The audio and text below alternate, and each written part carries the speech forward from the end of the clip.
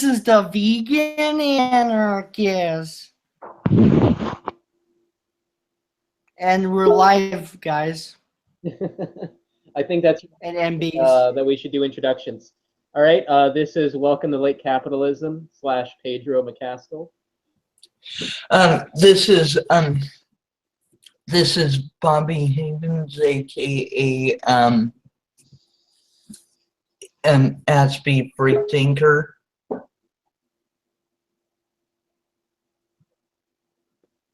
Bobby, aka Aspie Anarchist. That's him. All right.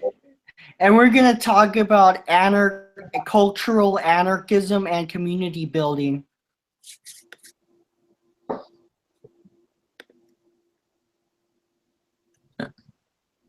So, first order of business is kind of like how do we build a culture and community around anarchists? One of the things that anarchism has been missing lately is the community aspect that used to exist way a long time ago. Mm-hmm. Well, okay, so from like a more organizational standpoint, they would obviously do it around like the framework of like an industrial union or something like that. That's one way, like, yeah. Yeah, from a late leftist standpoint, though, I think the primary way to do that would be like something like info shops or like community like arts, films, literature, kind of the dissemination of anarchist ideas on a local level, as well as like local activism. Yeah. And another thing I'm interested in is the whole immediatism and set up semi-permanent autonomous zones. Because, well, temporary autonomous zones seems rather too apolitical for my taste. But the semi-permanent autonomous zone, that's why I kind of prefer that one over the temporary. Also, we don't agree with Hakim Beyana's views on pederasty. We actually condemn it, for the record. You just don't want to get that clear. Yeah, no shit.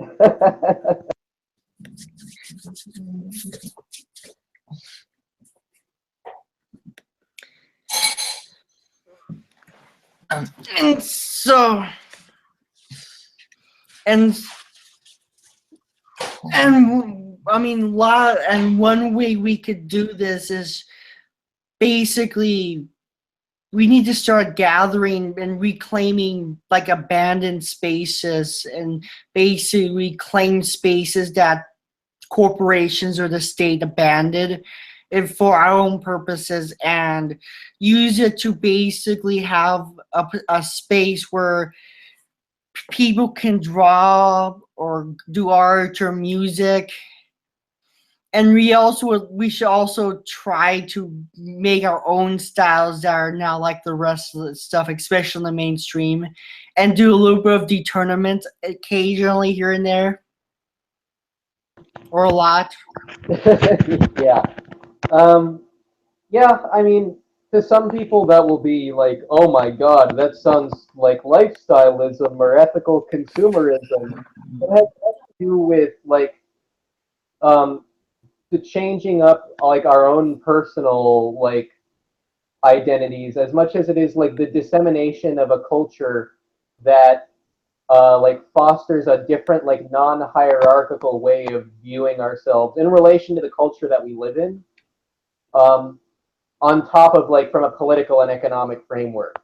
So like stuff that holds like radical or revolutionary social or environmental views, or approaches things in a way that is Queer friendly, or like just more inclusive and less oppressive to like plural like identities and like a diversity of identities. and of course we shouldn't be like free speech absolutists, because that kind of threatens non-hierarchicalness of our spaces. Right. yeah, and also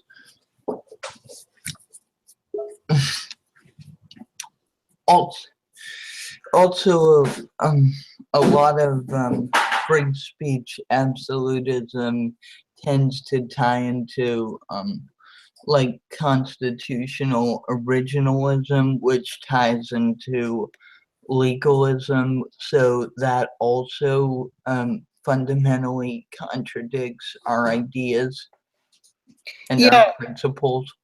well, as anarchists, we kind of, a lot of anarchists from what I've seen, I remember seeing this poll from r/anarchism, where the top three genres of anarchists are punk, hip hop, and like metal. And so anarchists should kind of, instead of just be passive consumers, we should also produce our own content and try to be very experimental about it and very DIY about it.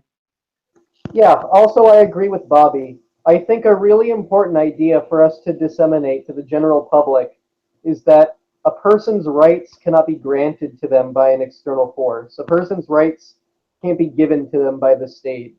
They ought to we ought to encourage people to take direct action to take their own rights for themselves. Yeah, the only way rights aren't granted. Rights are fought and struggled for, often Exactly. often with bloodshed. Exactly, and a lot of people um who live in like first world nations don't don't really understand that, which is why direct action advocates tend to be painted in the West um as terrorists, despite the fact that we it's not that we want violence, but we um but we understand that violence is in some instances um um necessary for the self-defense of oppressed minorities and so on. Yeah. I mean, it's kind of funny when you see other kind of quote unquote anarchists saying that we should set up a legal system to protect us.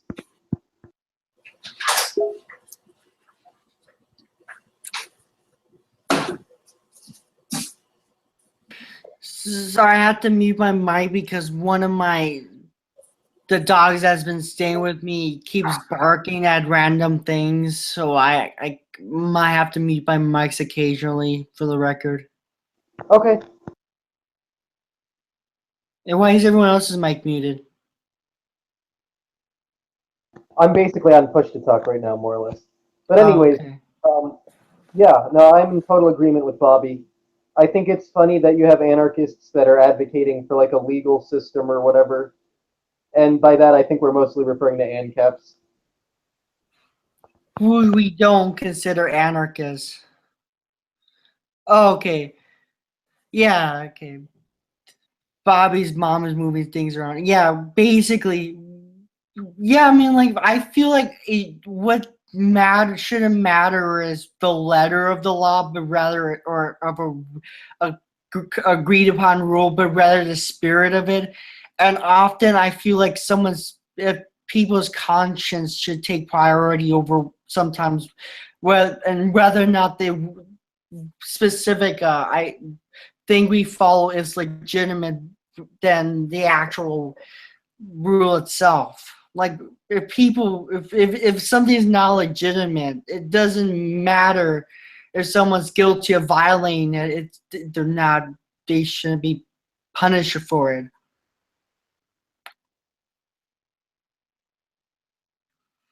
Yeah, exactly. That's why I'm while it's not enough because like a legal framework is insufficient. I'm definitely a supporter of the idea of like critical legal theory, or the idea that like we ought to take the social context into account when dealing with like a conflict resolution system, as opposed to having a mode of law that's based upon rational argument. Like did the person do this? Did the person do that? It subtracts a lot of nuance from the situation. Especially with the whole nap thing with the caps like to throw around. It's like, oh boy, uh, it's kind of going off topic, but as, as anarchists, when we create our own spaces, would carry our oppressions and like biases that I learned from the outside world, but in a way, seeing how anarchism is functioning and how it could function, even in our, especially in our daily lives, would do a lot to help liberate people and themselves. It is no, it's not enough to just like talk about anarchism. It's also very important to live anarchism. Yeah, I mean, you have to live anarchism, and of course, I mean that means taking direct political and economic action as well. I mean, the topic of today we're focusing on is like anarchist art, anarchist ideas, and the dissemination of anarchist culture. We are by no means like saying that that is more important than like direct political and economic action. Yeah, and we're kind of, a lot of people, as soon as we bring it up, oh, we get accused of lifestyleism, which I think is a totally not fair criticism at all.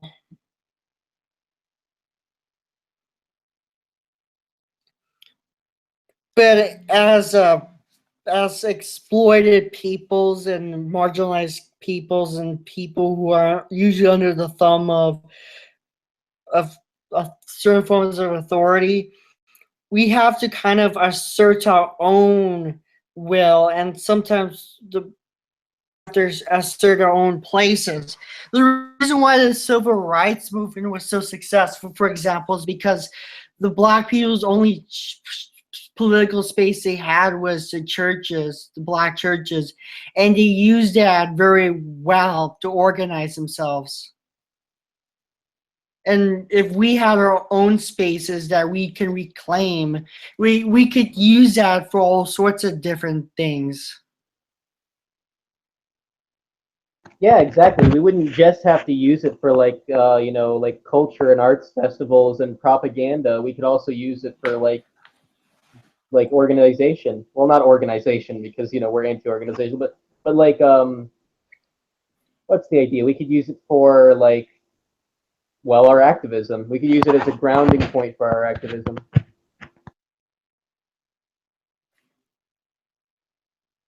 Yeah, and we can see like many. There are many kind of examples of models we could look at. Like one of them could be like the rainbow family motto, because I had one of my anarchist professor told us a story about how his experiences at the rainbow gathering led him to anarchism after experiencing the way they basically do consensus-based decision making, and they're very minimally, if all, hierarchical.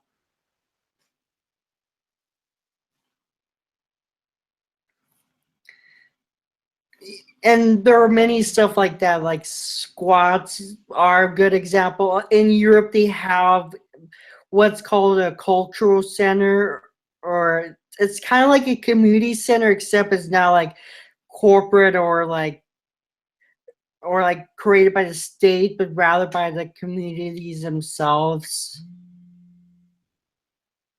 And as such is an autonomous space. The point, and you kind of have to cultivate as anarchists our own, not just our spaces and communities, but our own aesthetics. We need to come up with our own style of art, our own style of music, and not just one, because that can easily be co-opted, but like just like a huge field of possibility that just meshes into each other. That basically, it's very hard co-opting something that has so much diversity to the very style. I mean, poetry. I mean, graffiti is a good example. Yeah, You guys- I think that like I think we need a bit of like a culture of revolution of sorts, and if we had that, that could be like an amazingly powerful weapon for anarchism. extremely powerful.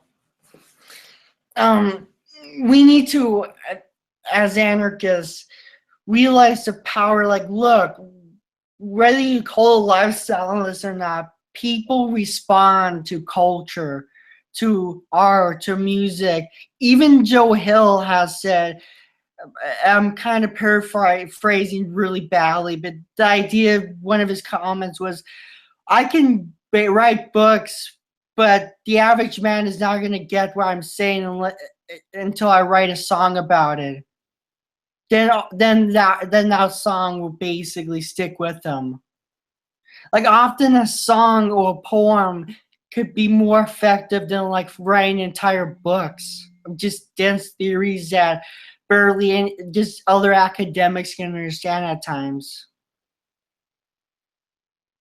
I mean, not saying that it shouldn't be written, but I mean, the medium of music, art, poetry, theater has been used by various leftists and like situationists and has been used to good avail. I mean, the we shouldn't underestimate the power of culture and wage an actual countercultural war the mainstream culture. I completely agree with you. Like, I'm in absolute complete agreement with you.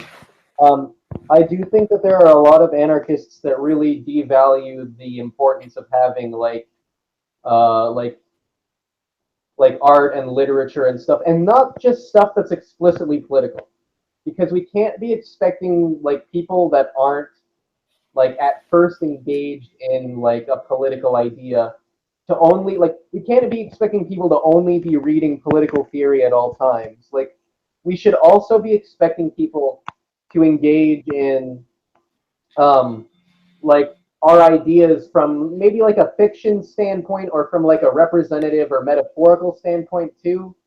Like I think it's really really really important that people understand that the concepts within anarchism resonate to them personally. I think that would be an extremely powerful tool both to bring new people into anarchism and to strengthen community bonds as well. I mean, the punk rock community has brought a lot of people into anarchism, and so has people like LSR and Badmouth for their pretty well edited videos that make my videos look like shit in comparison. People respond to music and art, and often when people with a large platform, for example, become leftists, it has a huge impact on their fan bases. Music is a powerful weapon, and we shouldn't just base it off. We should just write theories, but rather our lived experiences as being part of whatever marginalized groups are part of, to basically us assert our own narrative. And sometimes we, instead of being like explicitly political, we can be to appropriate term from fascist, meta-political, politics about politics. Or we can be subtle and symbolic like the surrealists. There's so many things we should do, and we can win people over if we just unleash our collective creativity. Yeah, I completely agree with you. Um, and like it's important for us to not do it from like the liberal like freeze peach standpoint either. Like it's important that like while we are creating art and disseminating and creating a culture, that it's a culture that directly tackles ideas, that directly confronts violent ideas and violent actions. yeah, completely challenging the values, the neoliberal values of our status quo. And even to, we need to even not just challenge neoliberals, but we also need to challenge the Berniecrats and the progressives in quotes of their legitimacy as people claiming a hierarchy and proved. And I mean, like, if conservatives, like pretty much people of all sides of the political spectrum have used music, and even, like, for example, the alt-right has a good example of how music and memes and spaces, rather online or in the real world, can translate into an actual movement. And of course, we shouldn't be like the alt-right because they can go fuck themselves, but at the same time, they're big for a reason beside, bigotry being appealing. And we can learn a few things from them and use it to spread our message and our liberational cultures.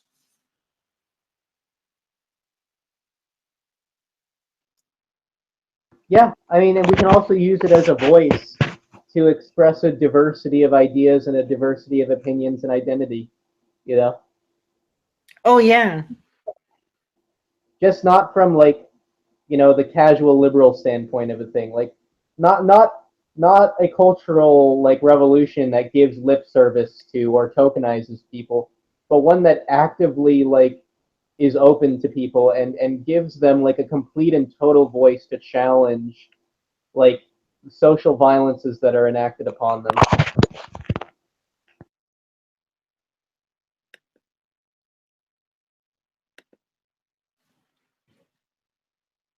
Challenging the violence of society is not really an easy task. But it's not. But what's, I think one of the reasons what's very influential and why various counterculture,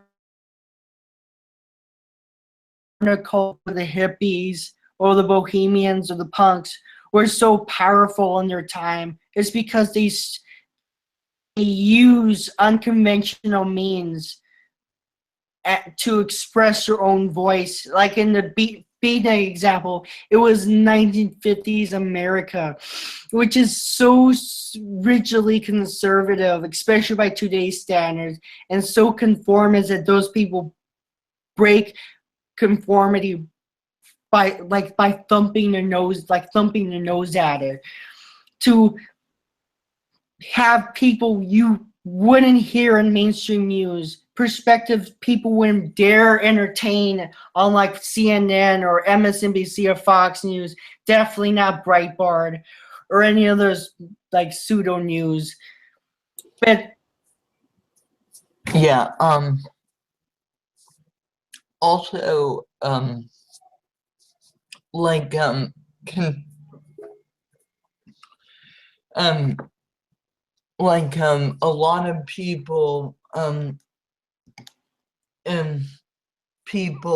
get sucked into this liberal conservative dichotomy through the mainstream media, and that's another method of control. That's a classic tactic, of course, divide and rule. Like the there's this impression, and it and it's really bad in the US, but it exists to some extent in Canada and the UK and Australia as well. That the only options are the two narrow, um, barely um, barely different choices that are provided to us by the establishment. Yeah, it's a big problem. I mean, when you limit people's access to like a social voice, it limits like the ideas that are seen as legitimate within the society at large. Like most people in the US still honestly believe that either you're um, um, either that either you're either you're gonna get a homophobic anti-abortion reactionary reactionary theocratic extremist or or a um or a or a spineless, excessively politically correct, liberal hippie, like, uh, who's not willing to really engage dissenting views on any serious level whatsoever. And those are the only two options you're really given in this country. And when those are the only two options that people feel they have, like, it's hard to blame people for getting politically disenchanted. And personally, I am very much against political apathy, but I understand where it comes from. It comes very much from this media narrowing of political thought. And of course, there are other political options in this country that better fit what most people do generally tend to agree with. But the problem is those those options are mostly confined to the smaller third parties that have no chance of winning in national elections, because the system now is so heavily rigged in favor of the two major parties, which again are barely distinguishable in terms of what they actually do. Their rhetoric is opposite, but their policies, by and large, are both policies that feed into the neoliberal establishment and feed into this very vulgar market fundamentalist mindset and this cutting welfare, cutting social security, cutting services for the poor, cutting services for immigrants and the homeless. And what this does is it creates a society so inefficient and so divided that nobody can think for 1 second to about solutions, because they're too busy screaming at each other over superficial non-issues that are created and manufactured by the media for that purpose. It's a classic tactic, divide and rule. Oh yeah, that reminds me of, what was that thing you were telling us about the situationist concept of the spectacle and the tournament and the opposite, recuperation? Pedro?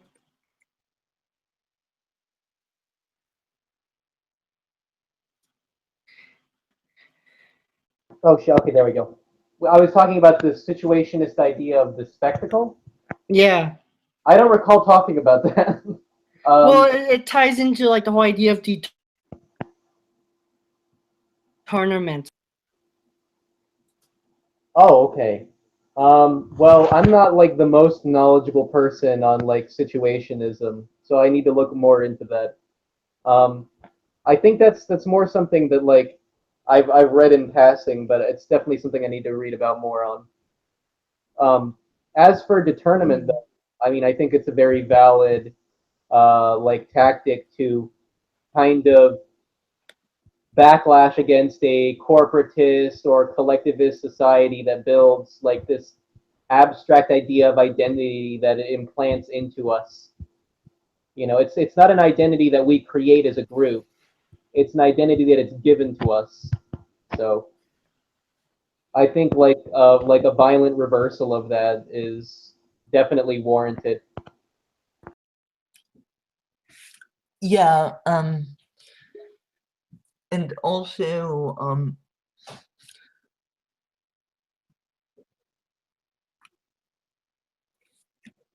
this,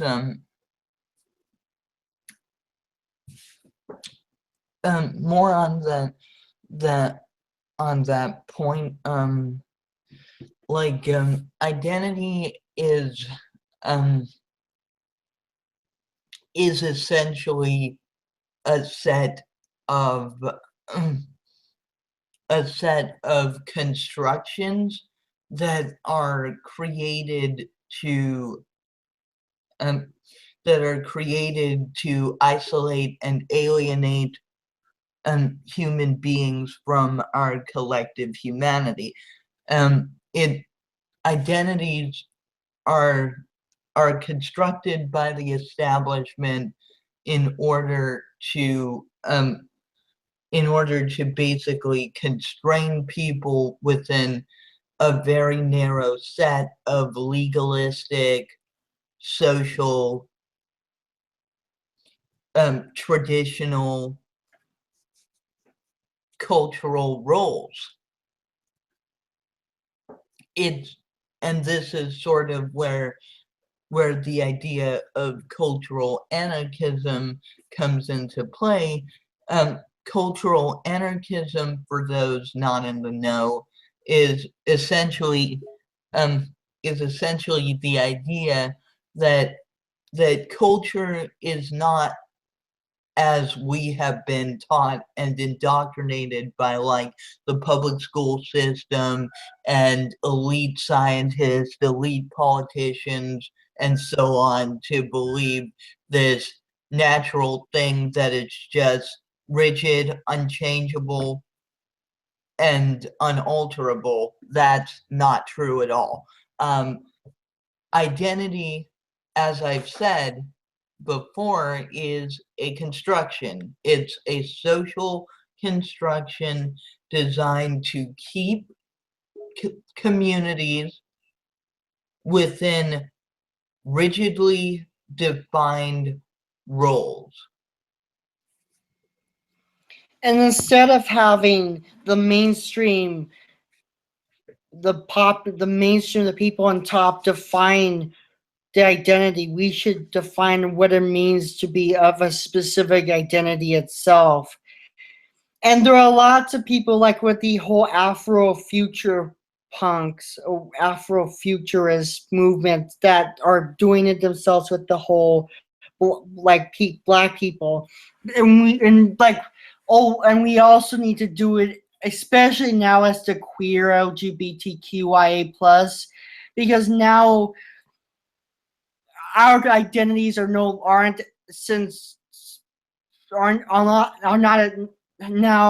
defined by how we define it as a community. No, what's happening is that like basically white liberals and the corporate neoliberal establishment are now defining what it means to be trans and non-binary or gay or lesbian or whatever, or bisexual and that's a problem. As queer people, anybody who's a person of color, anybody who's not cis het, anybody who's marginalized, we should not give the media the power to define what it means to be our identity. We're supposed to define it, and that is why we back against mainstream culture and the way, especially against pinkwashing, how corporations use our identities to make profit. Right. Also, the the this this whole idea that um um this whole idea that gender um is a purely biological and genetic thing is not generally accepted by science. But the problem is, like, and academia and mainstream media control the flow of information, and academia and mainstream media um, have a have have a social and economic interest in in as rigidly defining people roles and identities within society as possible, and they have an economic and social interest in pushing essentialist social norms that are scientifically and philosophically invalid, as we know, but most of the world buys into those essentialist norms without even really realizing it on a conscious level, because it's been so drummed into their heads by mainstream academia and mainstream media sources. Even within our own education system, like the way our textbooks are whitewashed or is ridiculous. And in some states, they're trying to ban Howard Zinn's A People History because they're afraid of, oh, what will happen if people found out about what actually happened from the perspective of those people, of those identities that actually went through it. Oh no, we can't have that because, well, America can only be the best because reasons. Or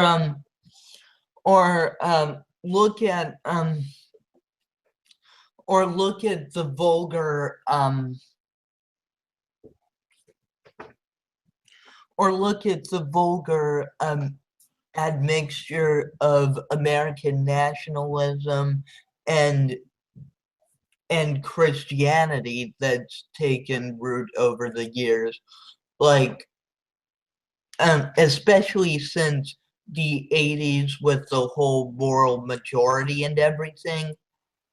Um, like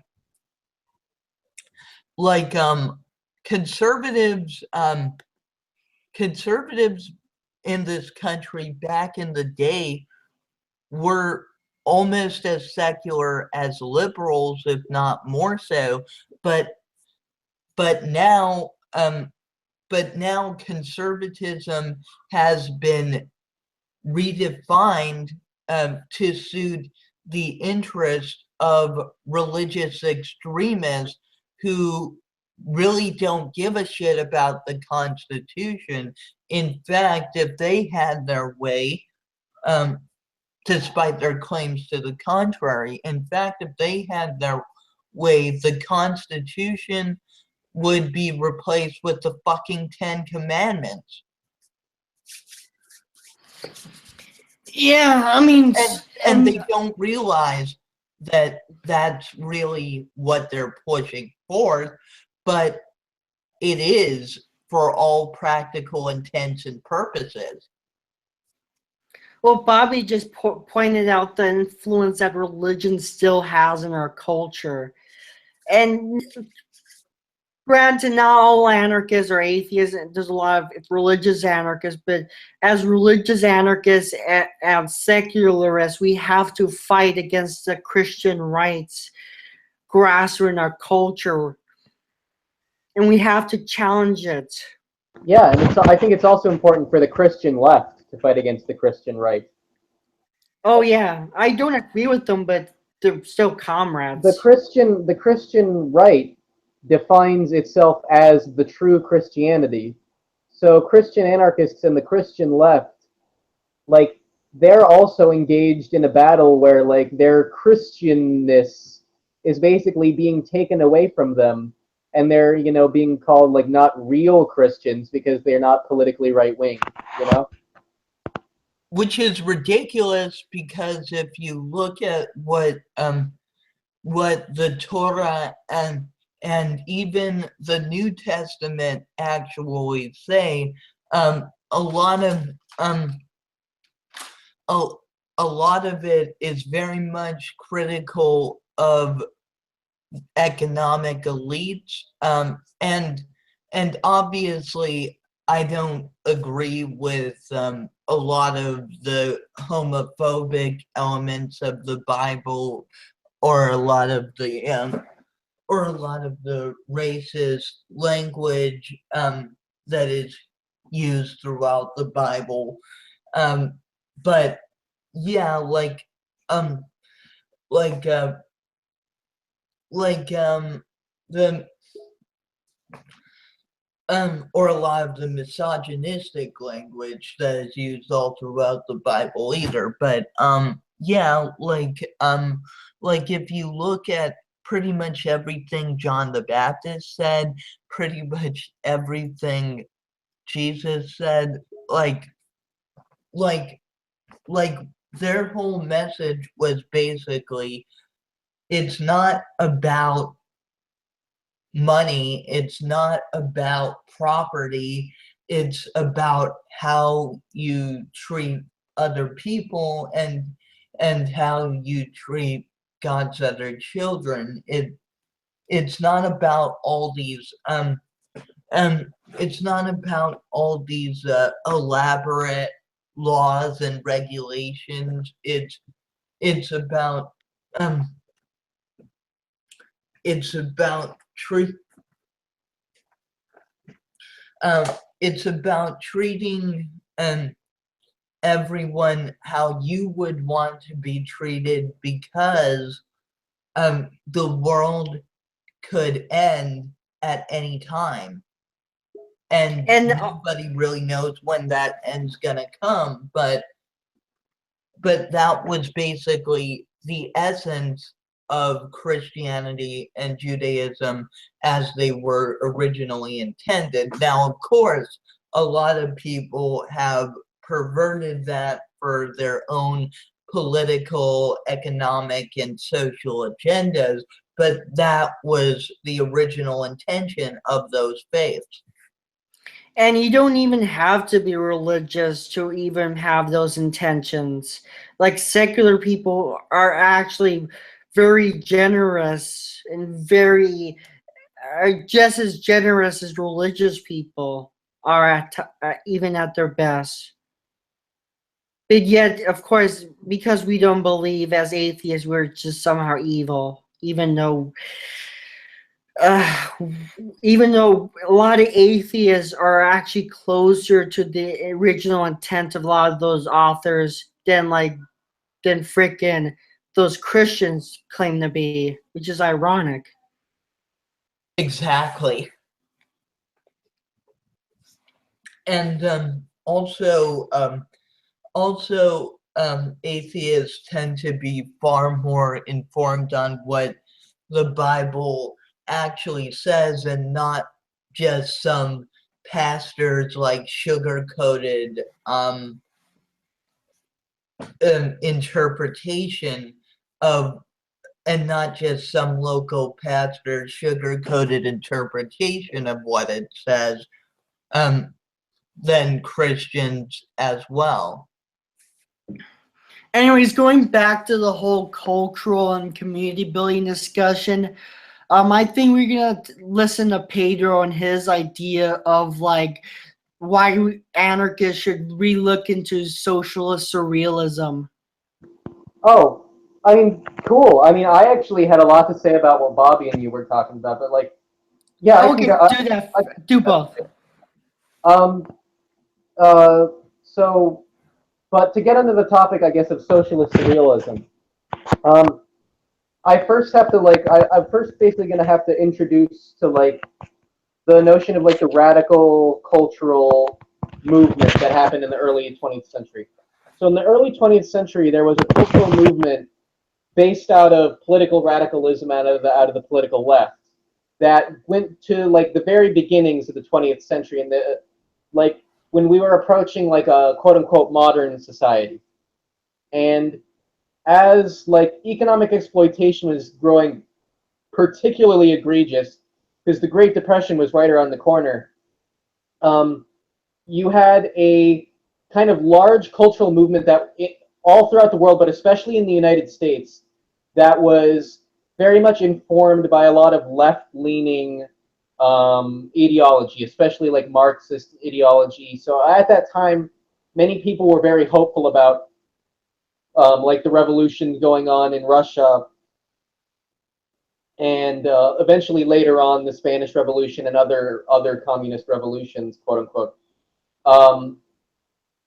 So there was an entire current, especially in the theater industry, based around this, where people wanted to speak directly to the voices of the impoverished and the voices of the the exploited in our current society. And so that's where we get people like Upton Sinclair. That's where we eventually we got people like Arthur Miller.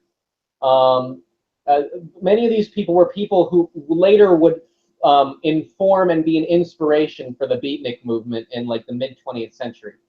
So a lot of this was a reaction to a larger cultural nationalism that was developing throughout Western Europe as well as the United States, and a predominance of social Darwinism and very, very extreme social stratification. So as the Depression continued on, it informed a great deal of populist arts, especially visual arts.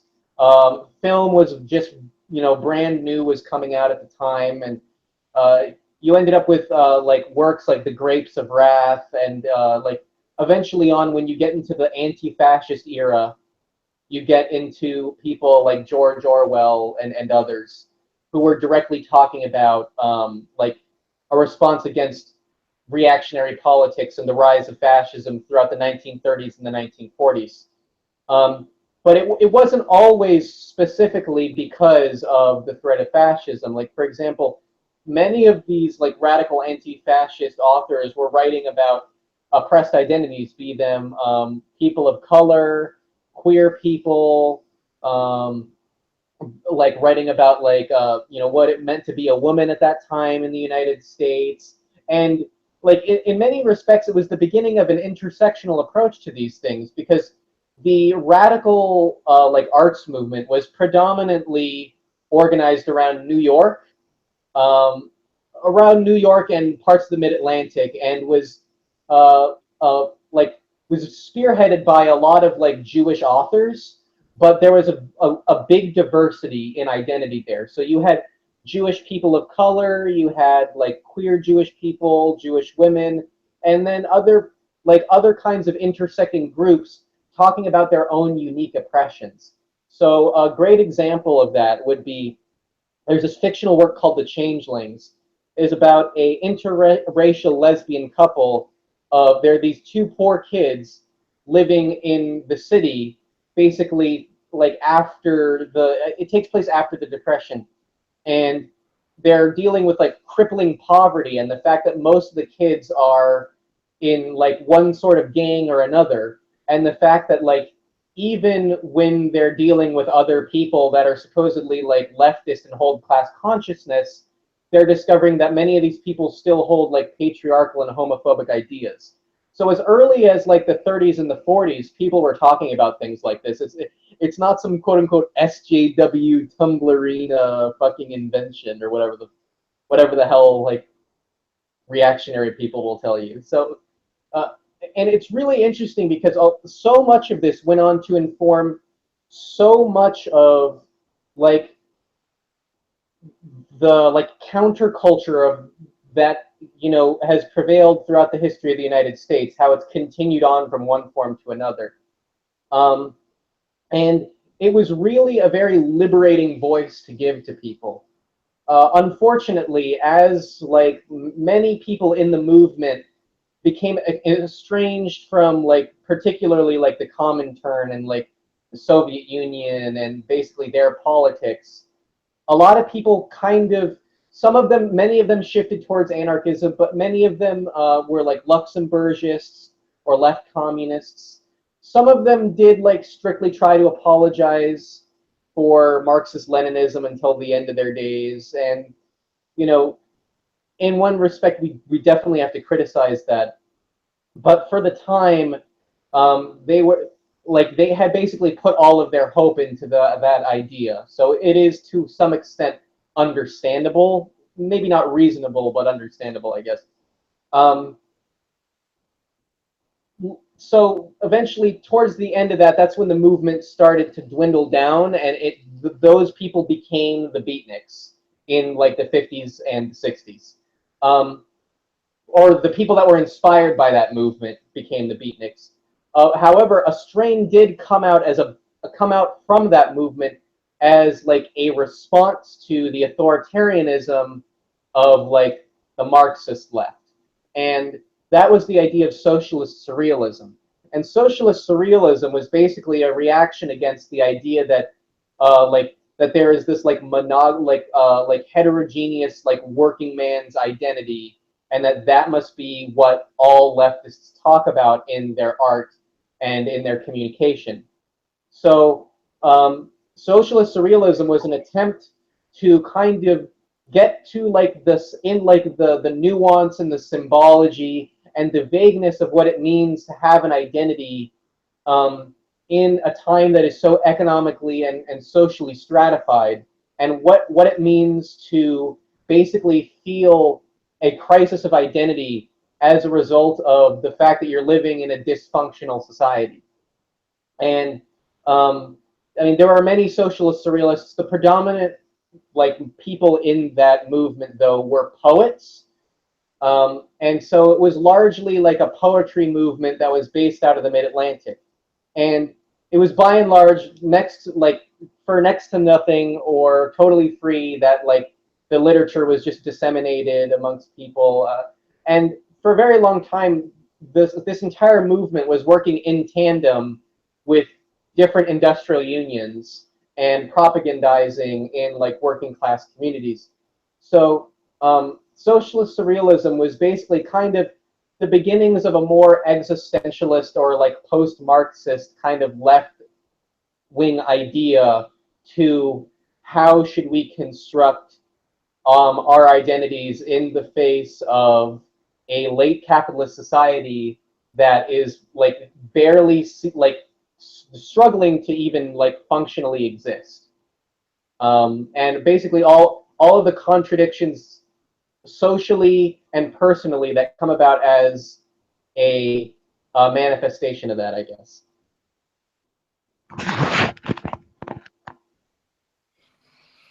Yeah, I mean that's, and yeah, basically it's funny because, you know, I thought conservatism was the new counterculture. Paul Joseph Watson said so. No, conservatism has never been the counterculture. It would never be. It will. I think it almost by definition could not be. But yeah, I mean, with the except maybe I guess like in the USSR or something. But even then, I don't see it that way, because the people who were conservatives were like monarchist loyalists before capitalism. But now that we have capitalism, they're basically just austeritarians that want to blame the poor for their own economic problems and say, "Hey, it's your fault." So I mean, that's all it's about. It's about moral condescension and like the weaponization of like morality and quote unquote personal responsibility. You know, they don't actually care about individualism. They want to give you individualism as an excuse for, if you have any problems, fuck you, I don't care. That's basically all they mean when they're talking about individualism from a right-wing perspective. Also, Yeah.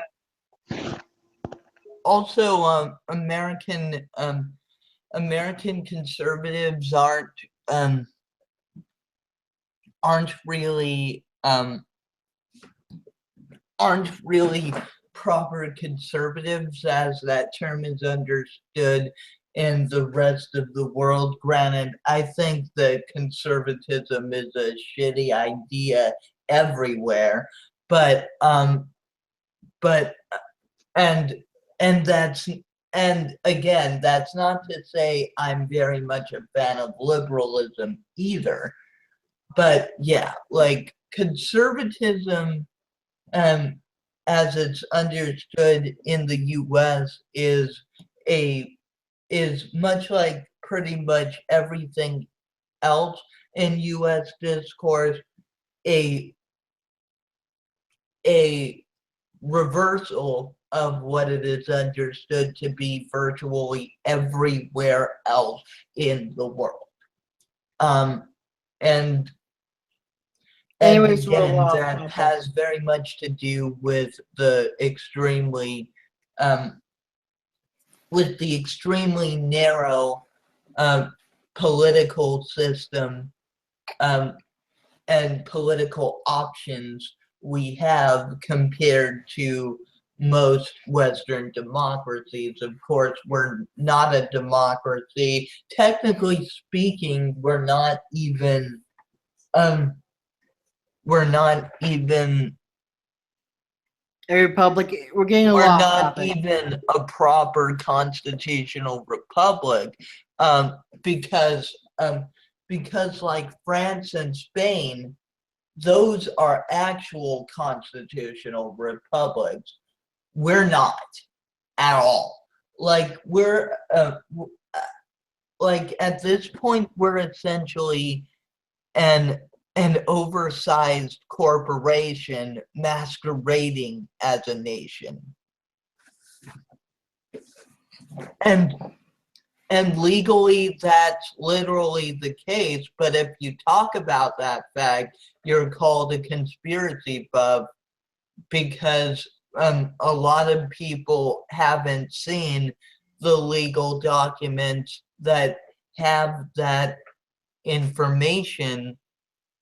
I have, and when I saw those documents and was able to intellectually wade through all the legalese, I was like, oh my fuck, like this explains so much.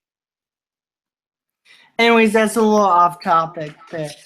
But yeah, like conservatism, conservatism in this country is more of a social movement than it is a proper political philosophy. It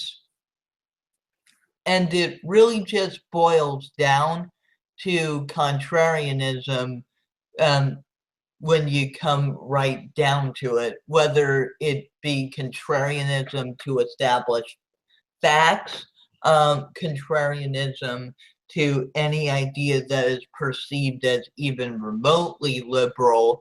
And look, again, I don't like liberals at all, but some of their ideas are legitimate. Like most, generally speaking, their understanding of science, while incomplete, is far more accurate than that of the conservatives, quote unquote, in this country. And another thing is, conservatives historically have stood for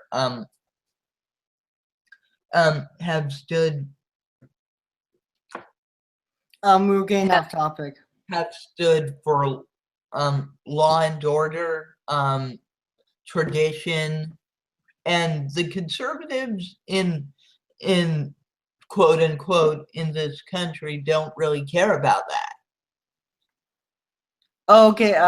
They Thanks. they just want to grow the military-industrial complex, um, plex, they just they're isolationists when you come right down to it, because they want closed borders, which is both economically and socially impractical, as well as morally dangerous. They want um All right. Can we go back to the topic? uh, they they want to oppress um they want to oppress minorities and historically marginalized demographics without censure. Yeah, I mean, they also build like the fake idea of like a national community. Um, I think this is an idea I want to talk about to some extent in that like this idea of a community from like a nationalist perspective isn't really real. Like I never constructed part of the American identity, so why should the American identity be put onto me? You know, like in what ways have I contributed to like the American identity? I mean, if it was in fact true that like the American identity had anything to do with me, then maybe I would, claim it as part of who I am, but it doesn't in any way, shape, or form. So, I mean, I should only really like relate myself and others by virtue of how I act and what I do, instead of like some external conceptualization of how I should act to be put onto me. Yeah, without regards to spooks. And do you guys have any saying what we can learn from like the failures and successes of like both the 60s 70s counterculture and the punk rock movement, and the other countercultures, and how we can apply those lessons today? Well, I can tell you that the punk movement was basically co-opted by like violent right-wingers and then also like bought into by the corporate media. So you have that. That's Same like thing for hip hop. as for hip hop, like hip hop is like really very early on was like it had a I feel like had a lot more of like well it still does, but like the popular hip hop back then it seemed, at least to me in my opinion, to have a more like confrontational and politically aware nature, whereas hip hop these days seems to be more like oriented around like I don't know, like personality, I guess. Drugs, partying, things like that, hookers. Same thing about like all music, really. I mean, that's what happened to punk too. I mean, Chumbawamba started out as an anarcho punk band and then turned into a drugs, getting drunk, and partying band for like frat boys. So Also, also like um hip hop hip hop nowadays um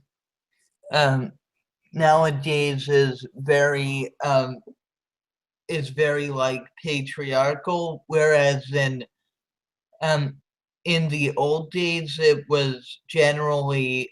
um it was generally more feminist, more anarchist, and there are still elements of that in hip hop nowadays, but they're more underground, generally speaking.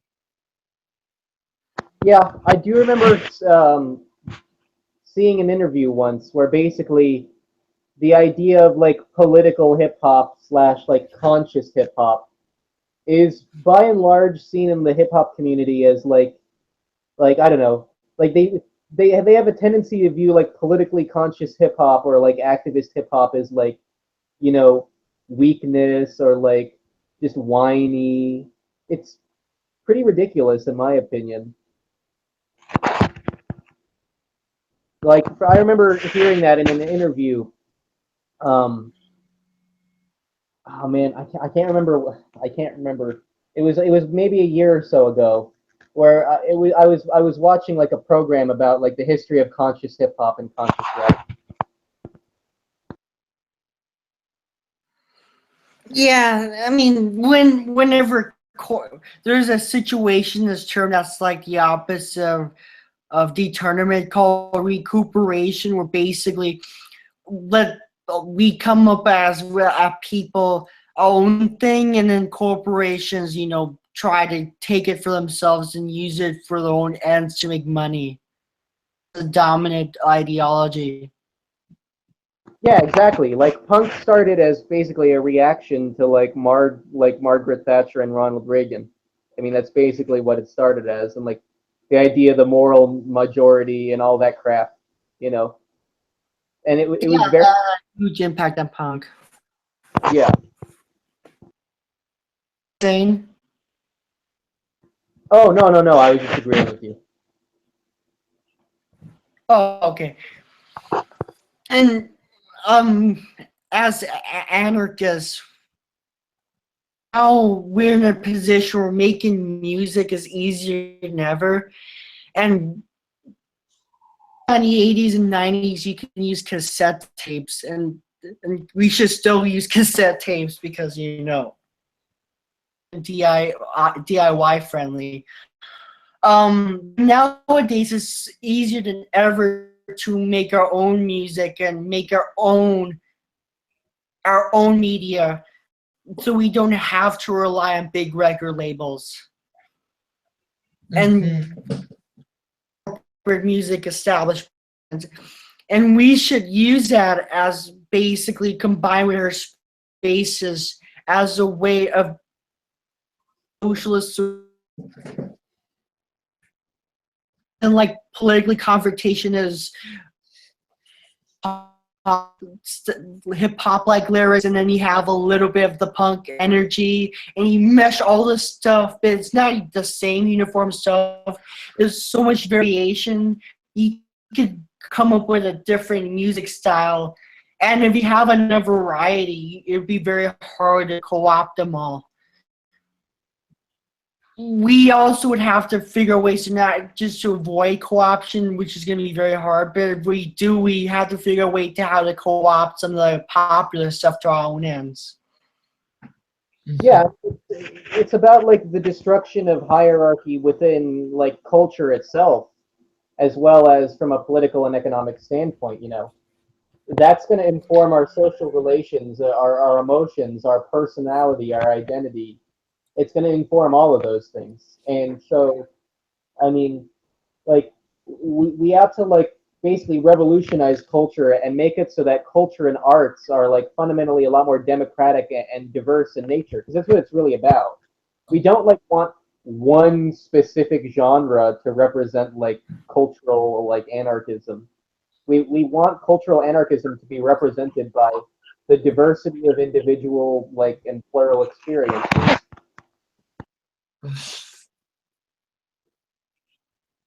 Yes, Bobby? At the same time, I'm doing this, I'm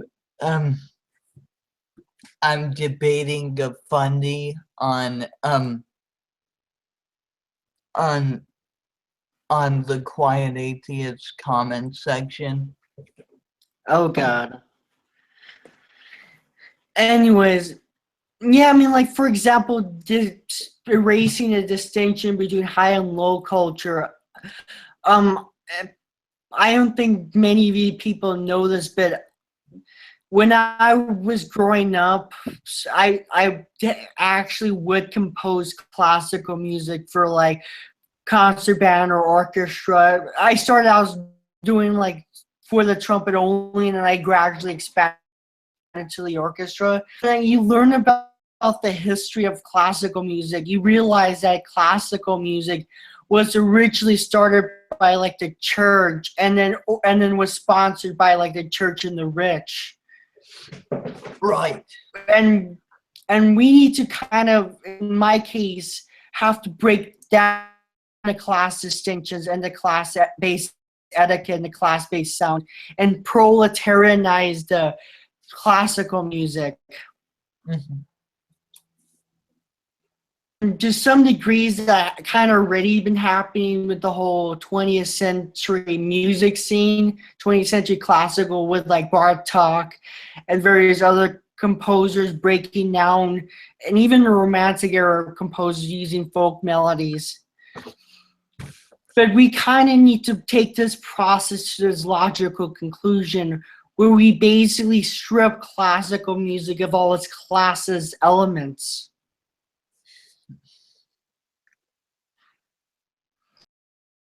Yeah, I mean, I love neoclassical music and like classical minimalism and like traditional classical music as well. I think like this idea that like it's high culture and that like it has to have its roots in like upper class patronage. It's really there shouldn't be anything about somebody like having like a beautiful like an or like a beautiful like composition.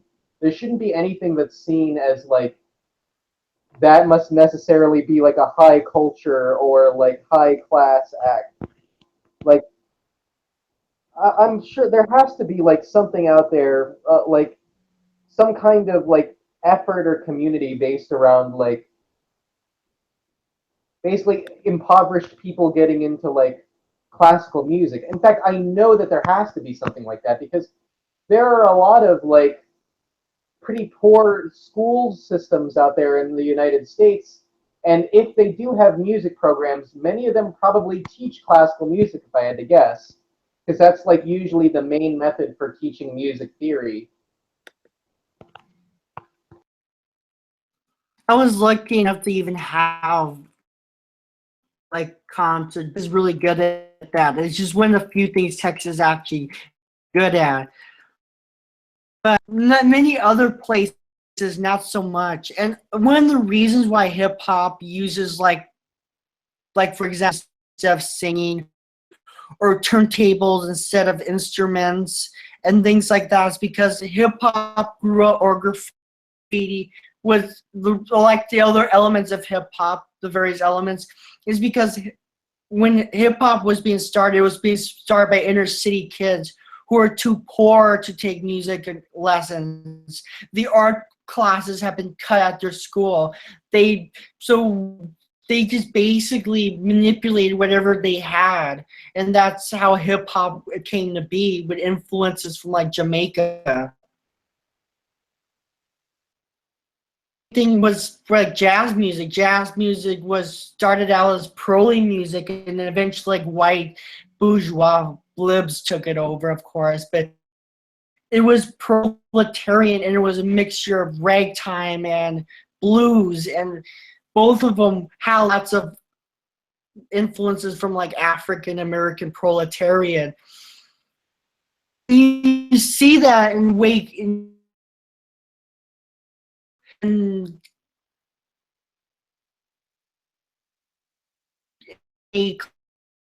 different.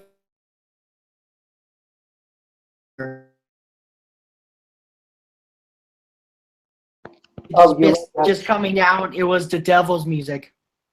Yeah, I mean, jazz, like, if I recall correctly, jazz was supposed to be like a rebellion against like the hyper construction of like musical organization, right? It was supposed to be more like free form. Oh yeah, Yeah, and that also influenced the beatniks, because yeah. they're into that too. Similarly, like blues was a huge inspiration on many genres, and blues was started by like primarily black artists and artists of color who were living in like extreme poverty, and it gave them a voice to speak to like the oppressive nature of like a life under like extreme poverty. And many of the people who started blues basically started rock and roll entirely.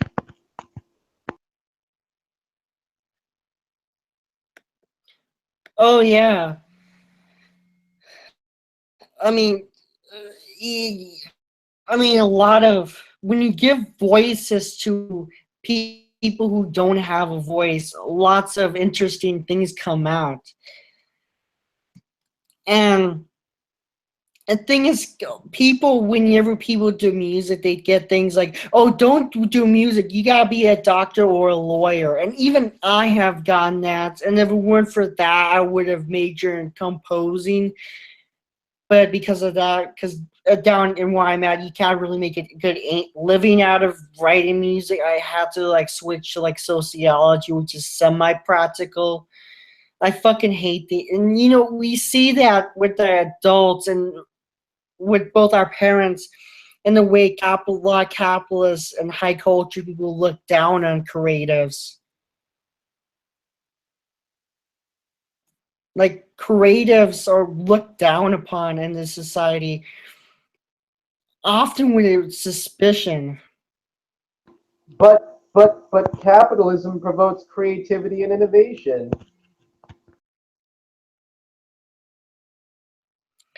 Yeah, obviously, man. I mean, yeah, there's lots of technological innovation, but like, for example, the internet or even your iPhone is a product of like government intervention and government funded research. But market fundamentalists often forget about that stuff often. And also, there's been innovation before capitalism, like in feudalism. I mean, a lot of the innovations came as a result of the scientific method, not because of capitalism itself. In fact, I think you could argue that capitalism kind of retards innovation. Yeah. Like freaking, it's this idea that capitalism somehow feeds into like personal freedom and creativity, when in fact what it really does is it puts you through a state education system or a private one, it doesn't matter either way, that turns you into like this personalityless and uncurious expendable tool to be utilized by business owners and to only be educated not in the virtue of being educated, but to be educated to perform like labor tasks to an efficient level and have like some kind of level of knowledge, not to participate in any way in the society, but to be of like productive usefulness to like to the people with money in our system. It almost beats the curiosity out of you. I will never understand like when ANCAPs or other kinds of capitalists or right wingers make or liberals make that argument, like that capitalism somehow fosters creativity or innovation. Like I would be able to be way more creative and would have been able to express myself far more and would have been able to like basically like give light to my own personal creativity and expression way more if I didn't have to worry about like living under the constant toil and like crushing nature of having to like subsist in a soul crushing job that like actively takes away my time that I could be investing in personal enrichment or that I could be investing in expressing myself. Because I think, because while from a certain extent I want to express myself for myself, there does come a lot of social value from living in a society where people are free to express who they are. That's something that doesn't just empower the person themselves, but it empowers and often gives like relatability and a voice to other people. I mean, we often find ourselves empathizing with music and with art and with literature that speaks to who we are, you know? Oh yeah, we.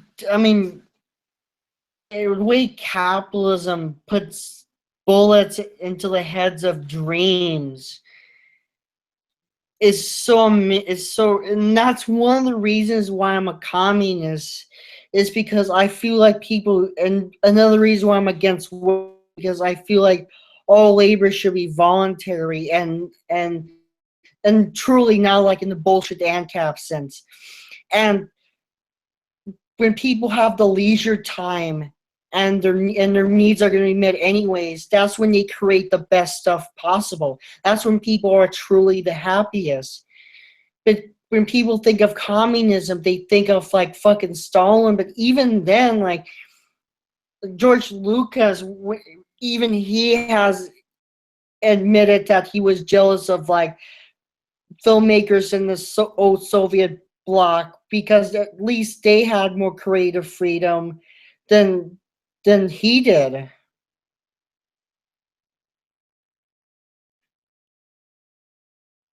And oh, Bobby, you need to turn off your mic if you want to talk to us. Yeah, because you're on mute. Oh, sorry.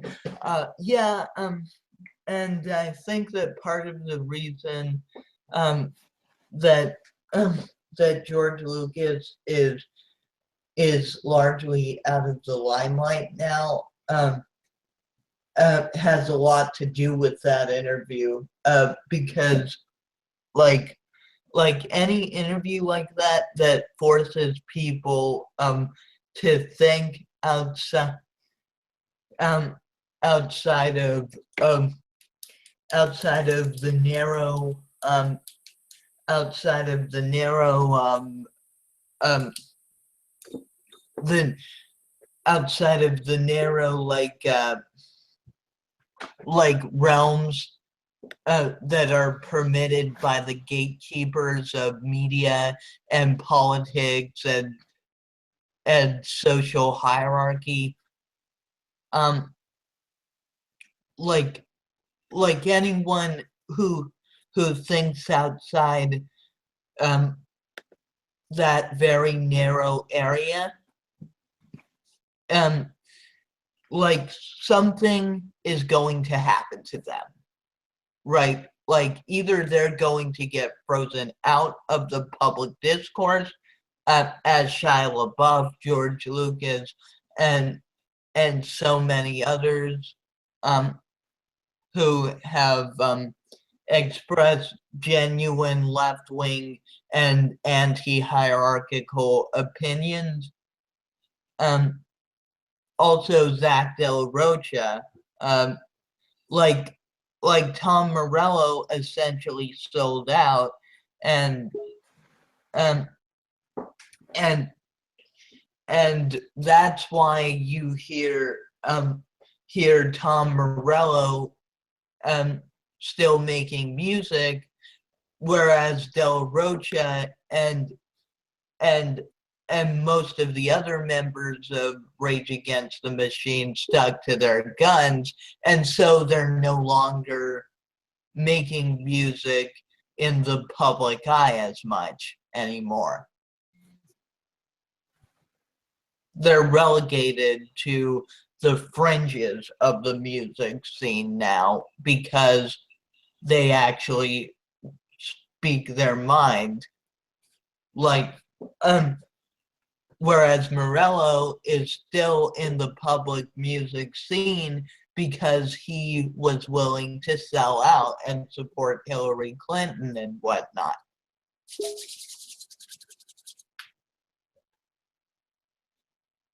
Oh yeah. And then what other thing also bugs me is that I'm learning drums, and the studio that teaches me drums is kind of sponsored by like the McAllen Chamber of Commerce. Most of the art scene aren't basically co-op area housed by the McAllen Chamber of Commerce, which is basically the McAllen petit bourgeois and bourgeois people.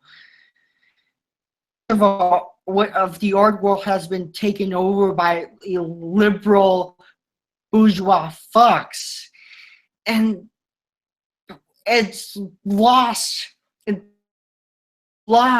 It's the point. A lot of the point of making art. I mean, now we in order to get anywhere, you have to constantly kiss people's asses, and that's just ridiculous. And as anarchists, when we have our own space, we need to ourselves sponsor artists and musicians, and not have. We should do it ourselves. Yeah, I mean, if you look throughout the history of art and philosophy, a lot of the time it's dependent upon the patronage of wealthy individuals. And one can only imagine that if we had lived in a society where people didn't depend upon like external wealth from others to survive, how many more amazing artists and philosophers we would have had. Oh yeah. I mean, Mozart, for example, died broke. He was pretty bad with money, and well, punk rock trucker wrote, "I believe that money is a boundary between getting something in your life and hate the notion if you need or want something, you get money to get it. Because that means you have to spend most of your day making money to get things. You work most of your time for money. That doesn't sound like freedom for me. I believe in order to be free as possible, money and even vouchers need to be abolished so there wouldn't be any boundaries between you and your wants and needs." Yeah. Yeah, I completely agree with that. Money is one of the biggest ways society has managed to enslave people. And we need to take back the art scene back from the clubs and put it back in the hands of the prolies. I mean, if art doesn't represent the people, then the people's identity, Right, and you know, right, and we still have um, and we still have some relatively free platforms for art online, such as DeviantArt, although it's overflowing with like reactionary bourgeois liberal thugs, religious fundamentalists, um, and Nazis.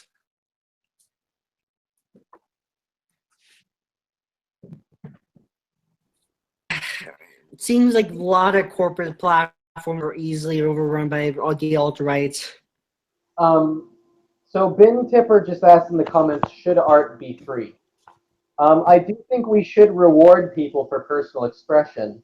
I'm not sure how you would do that. It would seem to me to be very workerist if we had this idea that, you know, art is not like socialistic in nature and that art shouldn't be included in, you know, economic democracy and socialism. So yeah, I mean, I totally believe that we should reward people for creating art.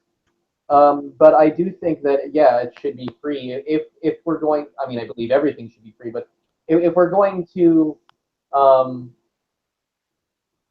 basically give people I think we should give the most people possible the ability to engage with the most creativity, art, and expression possible. And you don't have to like pay people with money to recognize how good they are. That's basically a capitalist way to do it, but that's pretty much a shitty way. Often with just praise and will be a lot for a lot of people.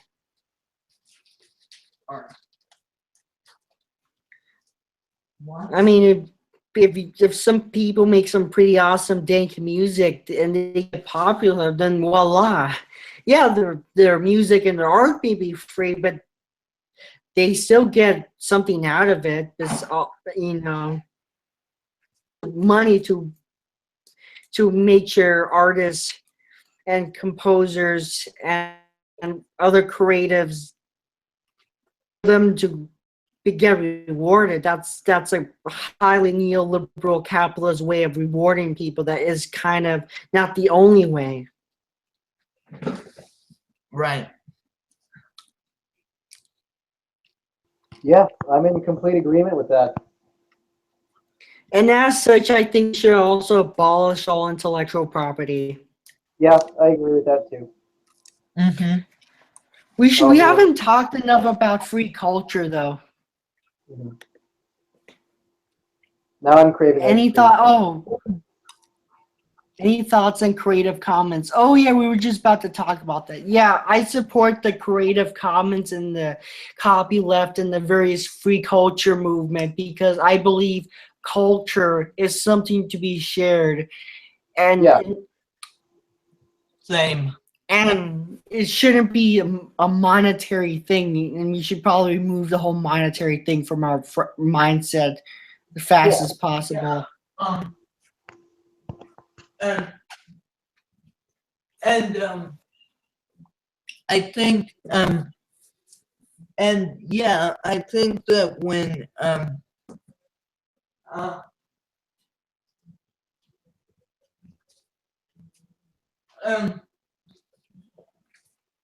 when we like abolish the class system and abolish the state and abolish pretty much all impediments to a truly democratic and free society, will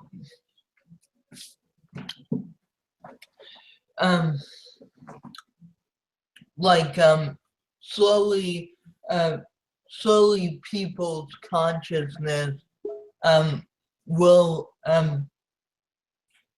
consciousness will change just because the conditions have changed and because and because conditions have been freed up in a genuine way, you know, not just the kind of bourgeois liberal sort of freedom, quote unquote, we have now.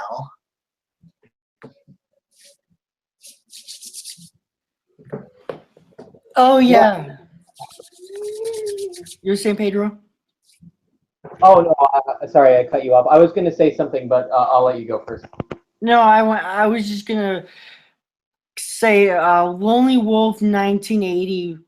Going back to teaching appreciation in art and history of art might help bring more power to the public and shatter the illusions of elite circle jerk type art. Yeah, we really need to bring art back to the public and democratize it. Yeah, I definitely believe in the democratization of art. I also believe in common common copyright, Creative Commons, and all that stuff. The copyleft movement. Like it seems to me a bit ridiculous that like things like ideas, characters, and stories should be like privatized, and that there should be legal repercussions if people quote unquote steal them from other people. It's ridiculous. How do you legislate that? I mean, it's just an excuse for the ever expanding state. Oh, also, yeah, not only that, but I also feel like not only like works of art or music or literature or poetry or whatever, creative media, you not only it should be free, but it should also people should also have the right to modify it because it it takes a lot of creativity to modify like random sample of a classical piece and make an entire good hip hop beat out of it. I mean, that is itself a creative gesture, and that also contributes a lot to the collective art of humanity and our collective artistic intelligence. Right. And that's why we should also support things like plunderponics and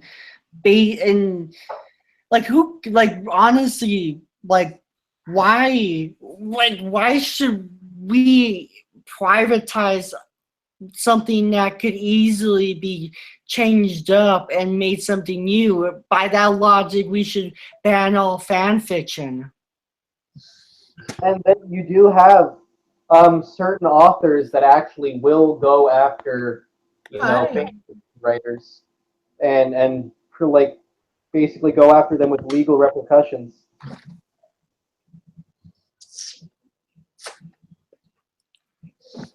It's been a massive like detriment to like the fan fiction and fandom community in general. This idea that you know, since the author has sole control over their story or whatever, that any people that appreciate their work like like cannot in any way like expand upon their work or like show or express their admiration for that work via fan fiction or like fan Yeah, art. It's ridiculous. yeah, that's why like how fanfiction.net and sites like that allow people to like comment on on fanfics and give advice to fanfiction authors on how to improve their work in the future.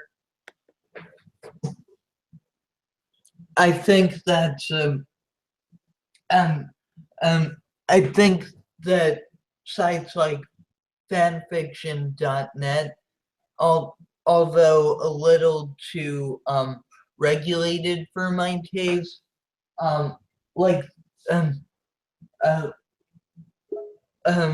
do definitely provide great potential, and as to and great and and a great kind of overview as to what a truly democratic fanfic site might look like. oh yeah, but I mean, when we started this thing, we talked about spaces, but um, we should talk about establishing our own spaces so we could be creative and live anarchistly and experience it rather than just theorizing. So we should start with some practical tips and like suggestions of how to get our own like semi-permanent / temporary autonomous zone. And no, we don't endorse Hackam Bay's.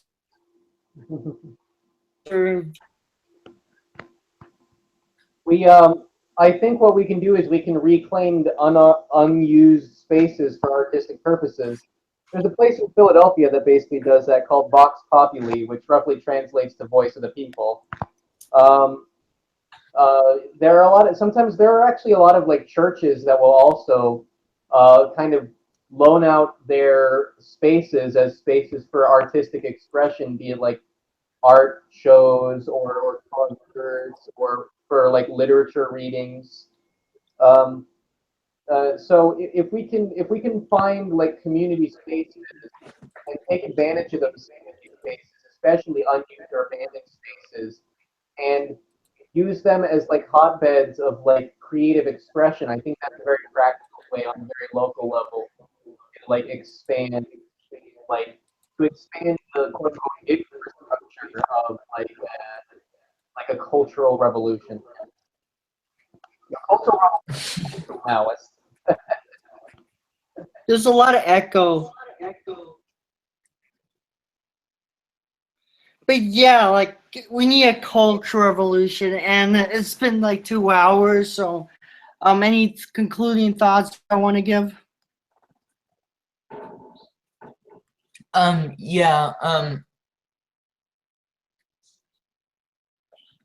yeah, so as I've expressed earlier, culture is not this rigid, unchangeable thing that people people say it is a set of constructed social norms, and those norms can be altered, and if they are oppressive in any way, they can be abolished, and I think that they should be in that case. Also, Lonely Wolf made a reference to "Don't Hug Me, I'm Scared." So, Pedro, "Don't Hug Me, I'm Scared" series warned us never to be creative or ...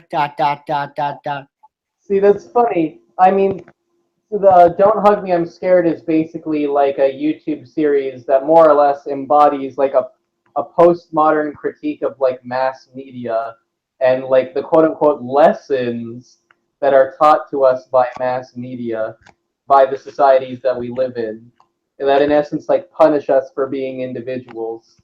But on that note, I guess I think using art as like a political or like a political or ideological weapon can be very powerful, and you can also not just use art like for that end, but you can also use art as a tool with which to build like a practical sense of like a social community, an identity that represents different people, where they can all come together by virtue of the diversity of who they are and how they behave and how they express who they are, and gives them like a truly honestly open space to be able to do that.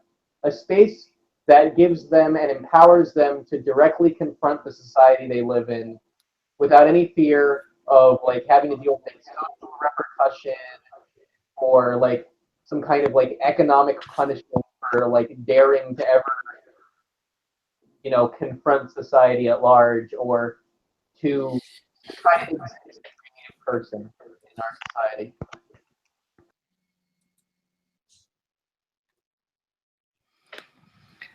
Oh yeah, and definitely like anarchists and other rad leftists, or even individualists in general, should just use and reclaim art from the corporate bourgeoisie, rather liberal otherwise, and create a culture resistance, and with using spaces that are reclaimed, and our arts and our music and our literature and poetry, other creative stuffs we use to express ourselves.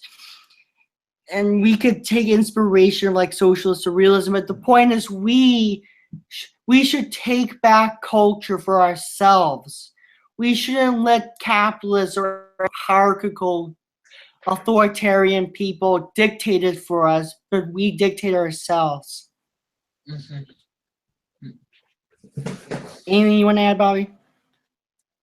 Uh, um, yeah, cool.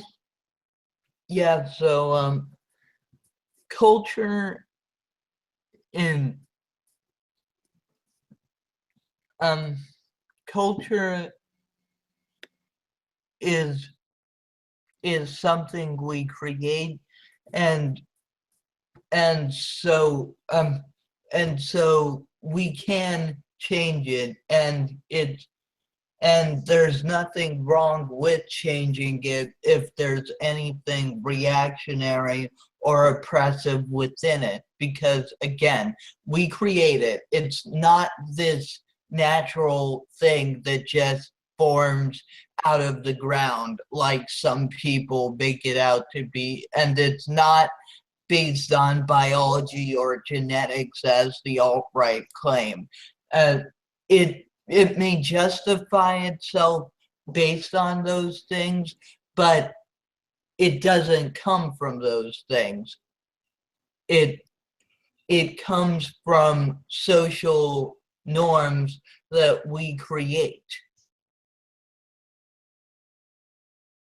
This is the vegan anarchist. No meat, no milk, no masters. See ya. This is Bobby, aka Aspie, free thinker, liberty, equality, fraternity. Goodbye. And this is welcome capitalism. They'll see you around. See ya.